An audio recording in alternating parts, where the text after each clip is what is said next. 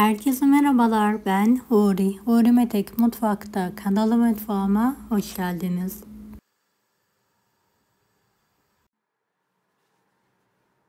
Sizler için kolay buharda mantı tarifi hazırlıyorum.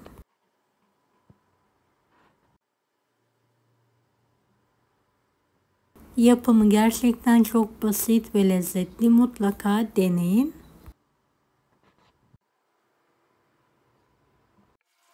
Özellikle kalabalık gelen misafirlerinizi yapmanızı tavsiye ederim. Hamurumuz için 1 adet tam yumurta, 2 tatlı kaşığı tuz, 1 su bardağı su, 2 yemek kaşığı sıvı yağ. Evet, 3,5-4 su bardağına yakın un kullandım. Unun miktarı kalitesine göre değişiklik gösterebilir. Kontrollü bir şekilde ekleyelim.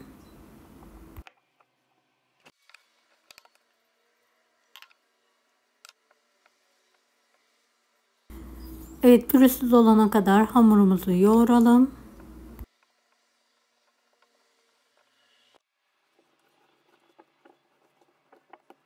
İç harcımızı hazırlayana kadar dinlendirelim. 4 adet rendelenmiş patates, 1 adet piyazlık doğranmış kuru soğan, 250 gram kıyma, biraz sıvı yağ, 1,5 tatlı kaşığı tuz, kırmızı pul biber, kuru nane, karabiber ekleyelim. Tüm malzemeyi homojen olana kadar elimizle karıştıralım. Evet, iç harcımız hazır. Dinlendirdiğimiz hamuru tezgah üzerine alalım. 3 eşit olacak şekilde keserek yuvarlayalım.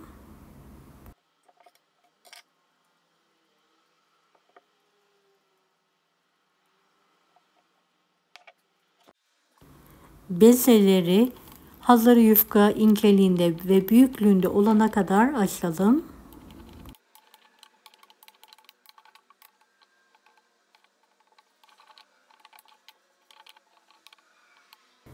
Beni hangi ülkeden veya şehirden izliyorsunuz merak ediyorum. Yoruma yazarsanız sevinirim.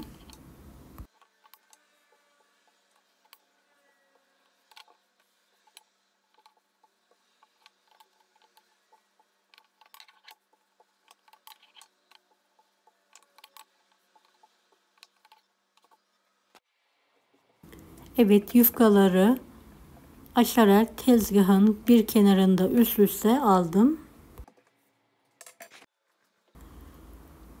Üzerlerine sıvı yağ gezdirerek yağlayalım. İç harcımızı 3 eşit olacak şekilde böldükten sonra hamurun üzerine her tarafına gelecek şekilde dökerek yayalım. Oklavaya saralım ve oklavadan çıkartalım. Hamurun arkasını önünü yağlayalım. Şöyle buhar aparatını da yağladıktan sonra üzerine alalım.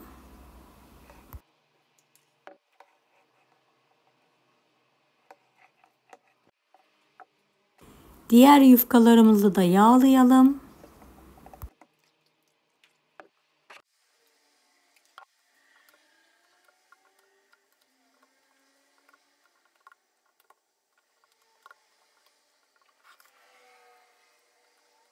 İç harcı pay ederek üzerlerine alalım.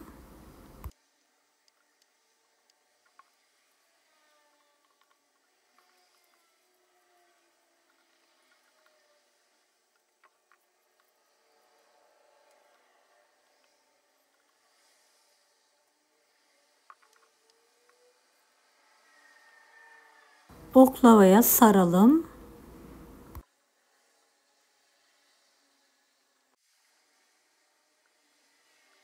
Ve oklavadan çıkartalım.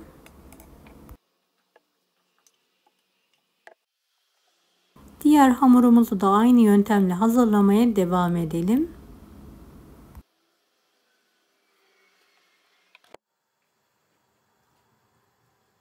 Evet, son hamuru da oklavadan dikkatli bir şekilde çıkartıyorum.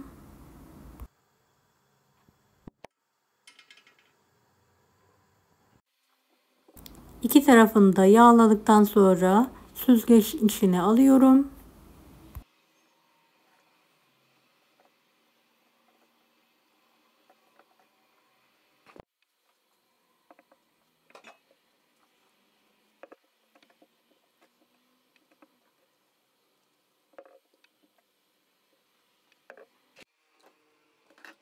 Kaynayan tencerelere tuz atalım.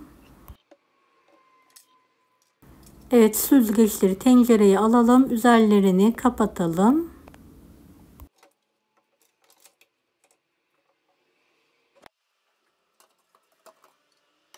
...45-50 dakika buharda pişirelim.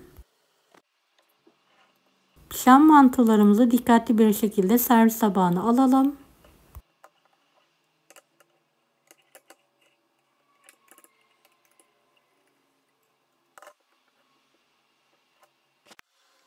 Üzerlerine eritilmiş tereyağı gezdirelim. Maydanoz serpelim.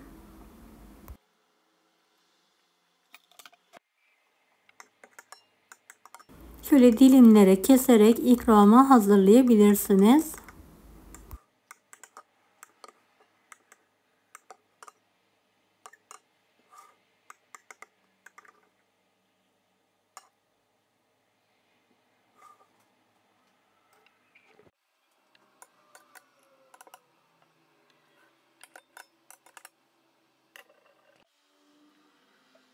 Dilerseniz bu şekilde, dilerseniz de yoğurt sarımsakla ikrama hazırlayabilirsiniz.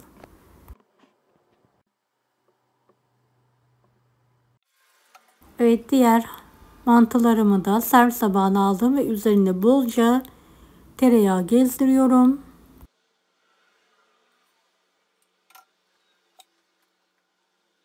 Maydanoz serpiyorum.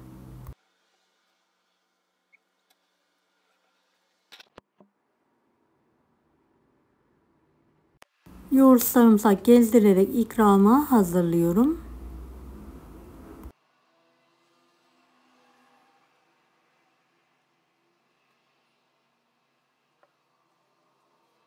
Üzerine kırmızı toz biberli naneli yağ gezdiriyorum.